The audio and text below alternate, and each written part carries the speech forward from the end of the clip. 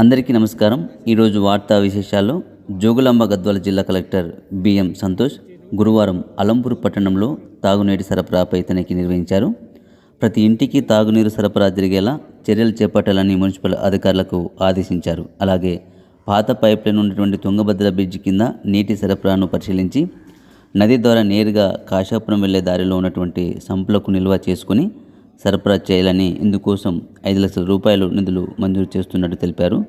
ప్రతిరోజు నీటి సమస్యపై ఇబ్బంది ఉన్నటువంటి వారికి 2 వాటర్ ట్యాంకర్లు సరఫరా చేయాలని వారు ఆదేశించారు.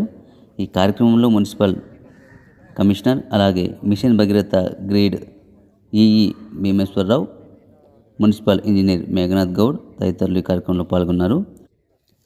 అయితే అలంపూర్ పట్టణానికి తుంగభద్ర నది నీరు, కలుషిత నీరు నేరుగా సప్లై చేయకుండా అక్కడ ఫిల్టర్ బెడ్లు వేసి మంచినీరు అందించాలని ప్రజలు కలెక్టర్ గారికి వినియోగించుకోవడం జరిగింది.